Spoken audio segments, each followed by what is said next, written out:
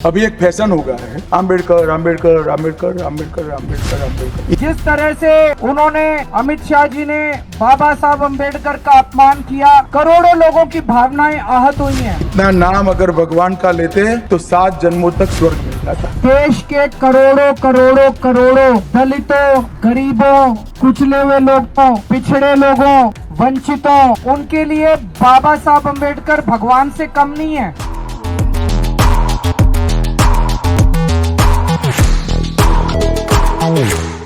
खेल शुरू भी ना हुआ हो और बाजी हाथ से जाती हुए दिखे तो इसका मतलब है कि अगले आदमी ने फील्डिंग बड़ी जबरदस्त लगा दी। एक ऐसी बाजी जो बराबरी की होनी थी, वो बाजी अब लगता है एक तरफा हो रही है।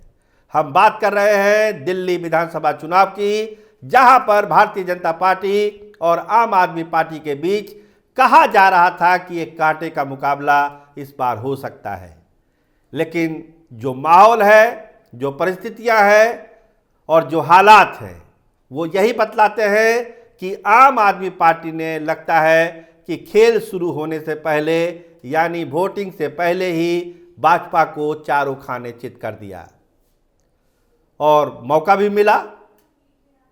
अंबेडकर वाले मामले में आम आदमी पार्टी और अरविंद केजरीवाल ने जो स्टैंड लिया है, न केवल दिल्ली में बल्कि पूरे देश में जो माहौल बनाने की एक कोशिश है कि भाई जो दलितों की आवाज़ हैं उसको आप बदनाम और बेइज्जत कैसे कर सकते हैं, उसको आप अपमानित कैसे कर सकते हैं। एक चिट्ठी लिखी है अरविंद केजरीवाल ने नीतीश कुमार को भी। समझिए इस चिट्ठी का सियासी मतलब है क्या।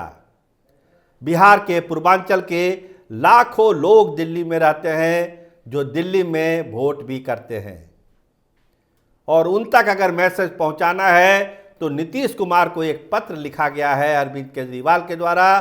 साफ साफ कहा गया है कि आप उस सरकार का समर्थन कैसे कर सकते हैं जो डॉक्टर भीमराव अंबेडकर का अपमान करने पर उतारू है, जो सरकार संविधान बदलना चाहती है, जो सरकार चाहती ही नहीं कि दलितों को उसका हक मिले, दलितों को उसका आरक्षण मिले। उस सरकार का समर्थन नीतीश जी आप क्यों कर रहे हैं? आप अपना समर्थन वापस क्यों नहीं लेते?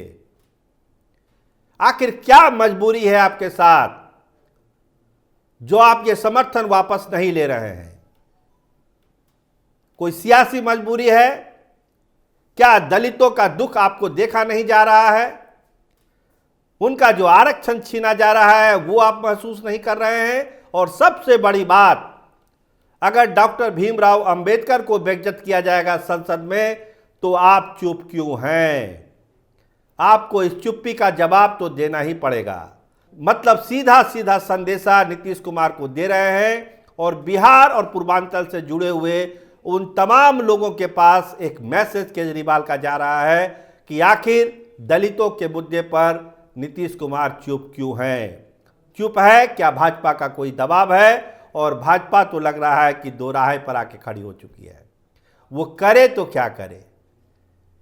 प्रेस कॉन्फ्रेंस हो रही है अमित शाह की, नरेंद्र मोदी ट्वीट पर ट्वीट कर रहे हैं, लेकिन एक जो परसेप्शन है, देखिए आपको ख्याल होगा जो चुनाव हुआ था 24 का, संविधान को जो बदलने वाली बात थी, लोगों को अपील किया, उनको लगा कि ये सरकार अगर बन गई प्रचंड बहुमत से तो संविधान से छेड़छाड़ होगी। लोगों ने कंट्रोल किया भाजपा को, एक लगाम लगाई भाजपा के ऊपर और अब कहा जा रहा है कि वही लगाम है जो संविधान बचा हुआ है। हालांकि भाजपा के लोग दूसरी कहानी कहते हैं। और जिस तरह से संसद में अमित शाह का बयान आया, उसके बाद जो एक दलित भावना है,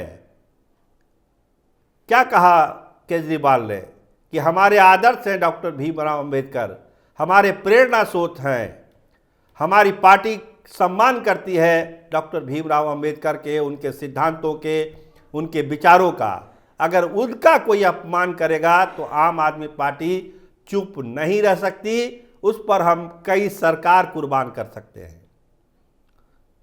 केजरीवाल ने कहा सरकार की बात नहीं है, चुनाव की बात नहीं है, सरकार आती जाती रहेगी, चुनाव होते रहेंगे देश भर में, दिल्ली में भी, लेकिन अगर संविधान ही नहीं बचेगा, संविधान का निर्माता ही नहीं बचेगा, तो ये देश बचेगा कैसे। अपने पत्र में केजरीवाल ने इसी चिंता को उठाया है। भाजपा फंसी हुई है। ठीक उसी तरह रोहिंग्या के मामले में क्या कह रहे हैं आम आदमी पार्टी के लोग कि बॉर्डर से अगर घुसपैठ हो रही है तो उसमें आम आदमी पार्टी की क्या भूमिका है, ये अमित शाह, गृह मंत्रालय और भारत सरकार को स्पष्ट कर देना चाहिए। कन्फ्यूजन वाली स्थिति मत रखिए। अगर बॉर्डर से कोई आ जा रहा है बेरोक टोक, तो उसको रोकने की जिम्मेदारी किसके पास है। केवल आरोप लगा देने से आरोप को साबित आप नहीं कर सकते हैं। सीधा सीधा आपका सवाल है भारतीय जनता पार्टी के सामने। तो दो अहम मुद्दे, रोहिंग्या वाला और डॉक्टर अंबेडकर के अपमान का मामला, ये दोनों ऐसे ब्रह्मास्त्र हैं आम आदमी पार्टी के पास जिससे दिल्ली की बाजी लगभग पलटती हुई दिख रही है। अभी चुनाव शुरू नहीं हुआ, हमने क्या कहा, अभी खेल शुरू ही नहीं हुआ और बाजी भाजपा के हाथ से छूटती हुई जा रही है। और यही सिलसिला अगर बना रहा तो समझिए कि दिल्ली के चुनाव में क्या होने वाला है।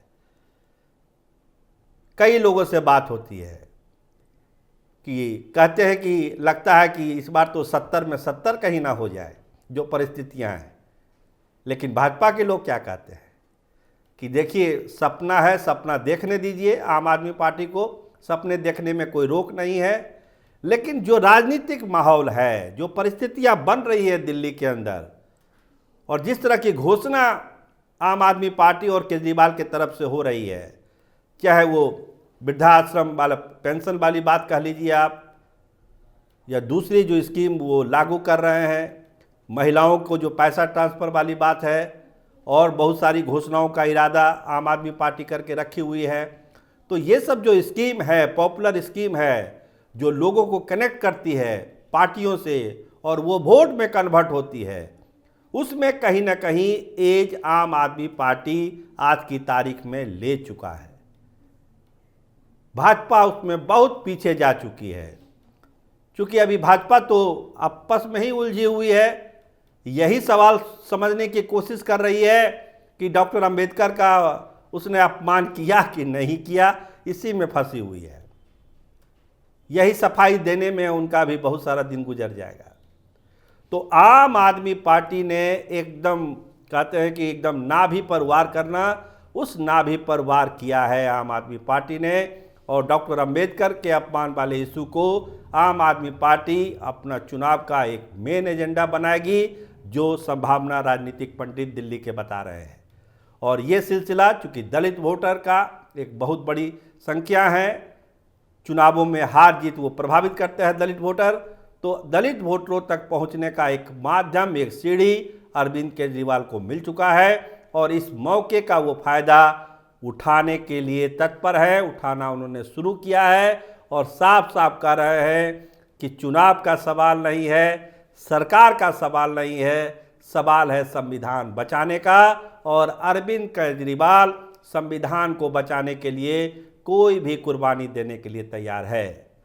तो देखिए ये लड़ाई अब किस मोड़ पर है, लड़ाई कहीं एक तरफा ना हो जाए, ये भी एक आशंका, एक संभावना लोग जता रहे हैं। पहले जो बात थी कि मामला थोड़ा टाइट है, लेकिन जैसे जैसे दिन आगे बढ़ रहा है, चुनाव करीब करीब साफ हो जा रहा है कि चीज़ें किधर जा रही है। आप देखते रहिए स्टार टीवी बिहार। आपका बहुत धन्यवाद, आपका बहुत बहुत शुक्रिया।